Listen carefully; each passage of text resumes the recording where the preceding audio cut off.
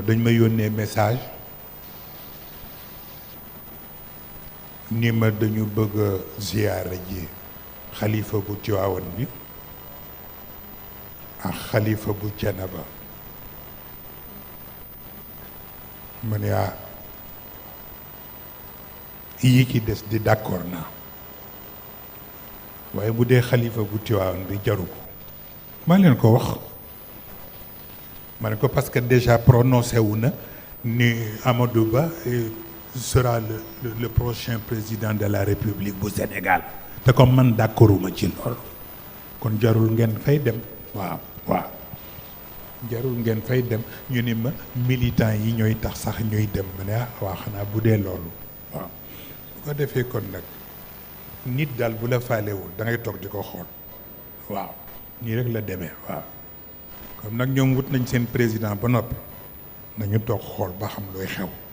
waaw ndax yàlla mi fi nekkoon moo fi nekk ba léegi waaw bu ko defee xalifaa ngi toog nag Xalifa Sall xam naa bokk yi sax xaw nañ ko mere ndax bi yëf ci commencé ba léegi dañ ko gisul waaw ma ne waa xalifa fu mu nekk te moom moo waroon a tant yi waaw waaw waaye rek ñu ni ma yëf yee ko téye ndax dañu nekk ci préparer seen xawma loolu ñuy tuddee naka lay tuddati parrainage xawma waa xanaa di ngeen ma parrainé bokk ok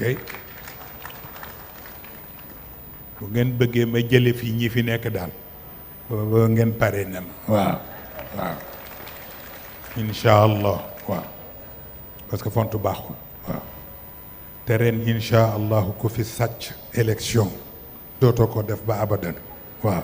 man waa la ko wax waaw taalibe yi kenn du sàcc seen masoon na am nag Senghor masoon na sàcc élection ya mu defoon nag Serigne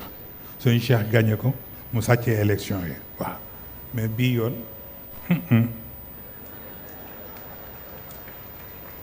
wa saariqu wa saariqatu moom waaw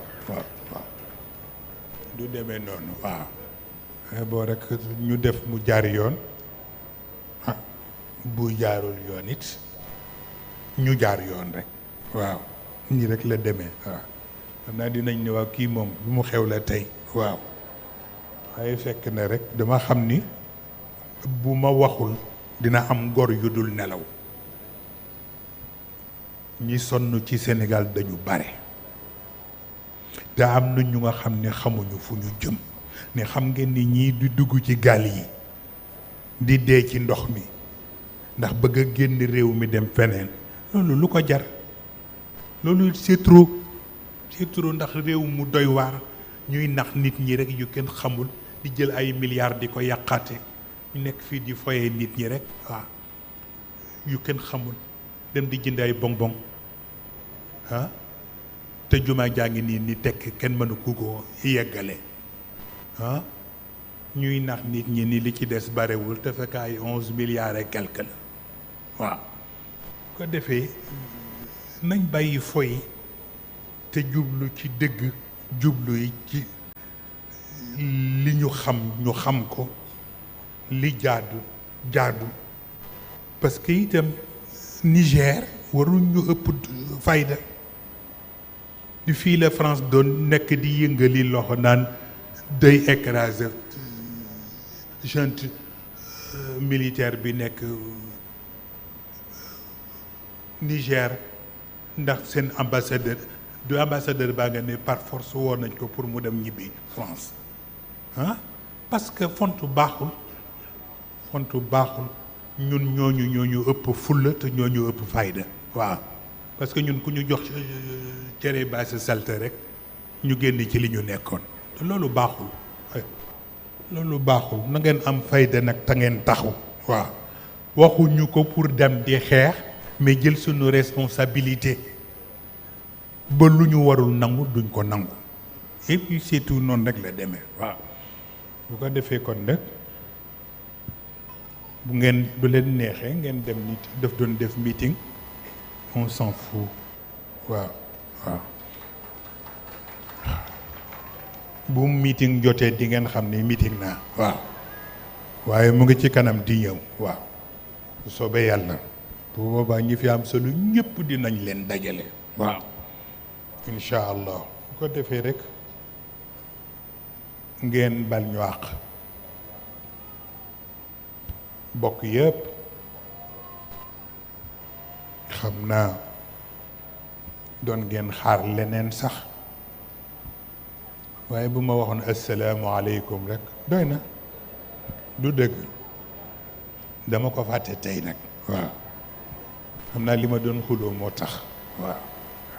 kon nag asalaamualeykum waaw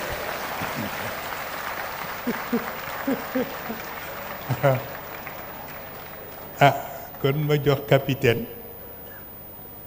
mu sànni ay baat bu noppee ñu joxe ñaan libéré nit ñi ndax dafa nit ñi dañu fatigué am na ñoo xam ne sonn nañu lool surtout sunu gan ñi am nañu sunu gan aussi bu jóge Paris xam nañ duñ ko fàttee tudd waaye xam naa capitaine dana ko tudd ndax ñoom ñoo ma recommandé ak moom algérien la Paris la nekk bokk ci tariqa Cheikh Ahmed Tijani Chérif am lu ko yitteel nag ndax sëriñam ba mu amoon dafa faatu ñu dafa bëgg a ñëw nag fii ci Sénégal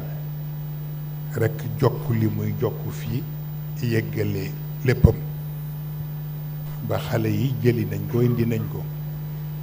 xam naa kon capitaine dina ci yegg ak yéen bu paree rek ñu joxe ñaan libéré nit ñi ñëpp dem récupérer ba suba incha allah lu ñuy yeggale ñu yeggale ko ngeen bal ñu àq wasalaamu aleykum wa rahmatullahi wa barakaatu.